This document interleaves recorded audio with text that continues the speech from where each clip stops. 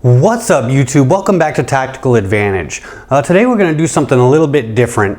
As most of you know, I'm doing some custom builds on some rifles right now, but I just recently made a fairly large purchase and upgraded to a very large safe in our house. So I thought I'd talk just a little bit about that, and I have some project work coming down the pike where I'm actually going to make a series of videos of how to do simple upgrades to your safe for the people that own them, and kind of talk about the reasoning behind owning one, behind owning the largest one you can afford to buy, and ways that you can make it work better for you. So first things first, this is a safe from a company called Homeland Security Safe Company from Pico Rivera, California, I believe.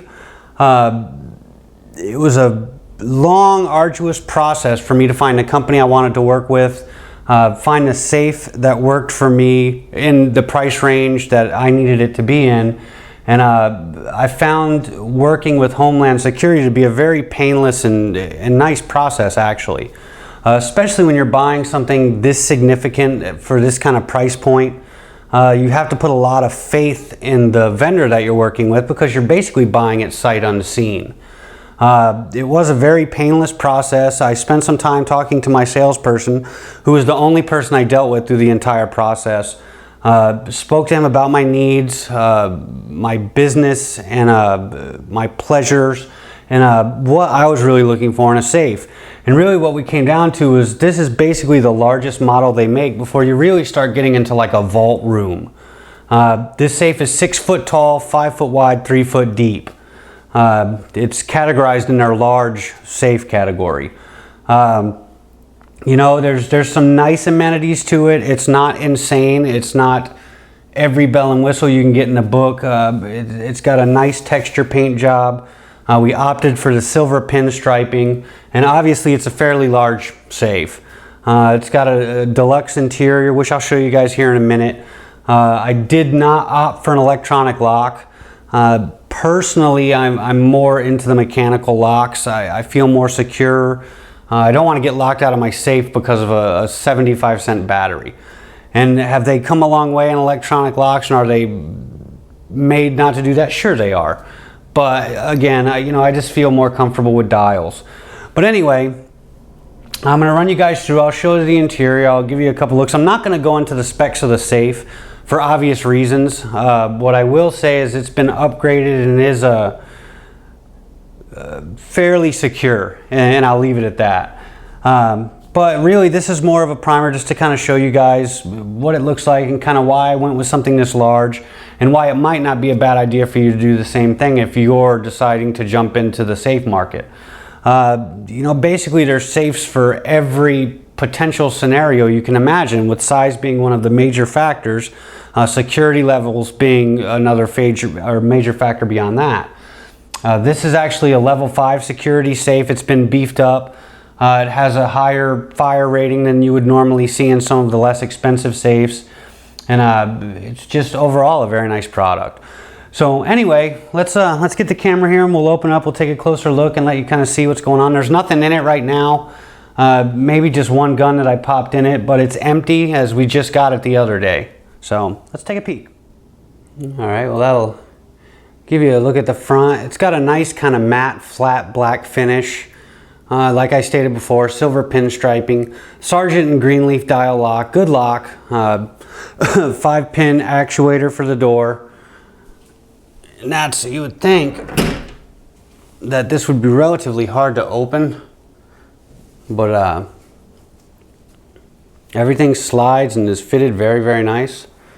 They'll give you something DOJ approved as a residential security container.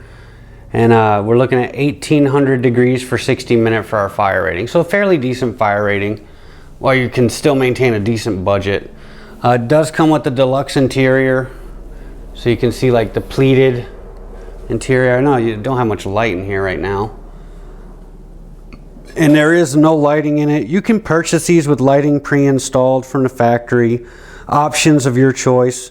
One of the videos I'm going to do in this series is creating your own LED light kit and wiring your own LED lights into the safe for your own preferences, not using a kit, but actually using LEDs and connectors and wiring up the way you want it.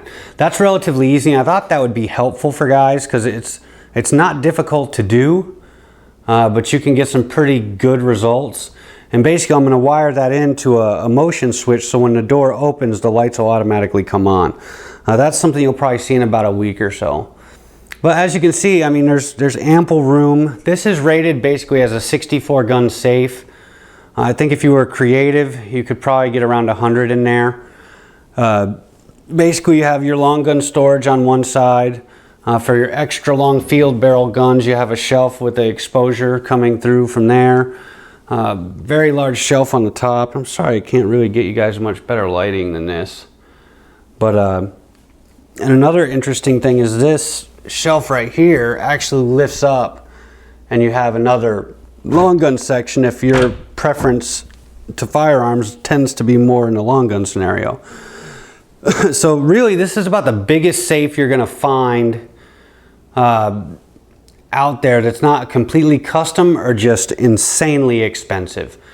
The one thing with these safes that you have to be particularly careful of when you go to buy one, especially safes this size, the chances of it being sitting there on the showroom floor for you to purchase is slim at best. They usually have to build these safes to order. So when you go to buy one, the OEM or the manufacturer is actually going to build that safe for you to your specs. I actually got lucky and found this safe in stock and was able to order it on a Thursday, and it arrived at my home in less than a week for curbside delivery. So that was a diamond right there. That's not something that happens very often. I can't express enough how painless the process was working with these guys. I looked into a lot of companies, and you know, from a customer service standpoint, and that's really what does it for me, the service industry portion of it. You know, I had a lot of questions and obviously some concerns. You know, when you're going into an investment this large, you know, there's a significant investment of stuff going into it. And that's what I never really understood about home security in people, is they'll, you know, amass $100,000 gun collection and then try and get the cheapest security container on the planet to protect that investment. Doesn't make any sense to me.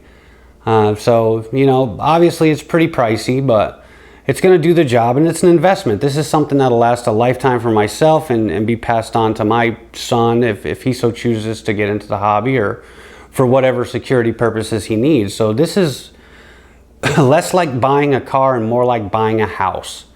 Something that you can keep around for a long time. So anyway, again, I'll talk more as we go through the series about how I feel about the quality of the safe, some other specs without giving away too much information, but I'm really pleased with it right now. Obviously it's big, but our family's been through a couple safes and we really got tired of replacing them. You know, we wanted to get one that would do what we needed to do for a couple years to come without having to constantly upgrade, sell and buy, sell and buy, sell and buy. So that's how we got into this. So there's an intro for you guys. Probably today I'll also post up the video of the first upgrade, the first two things we're going to do to get this safe ready for use, and we'll move from there. So thanks for watching.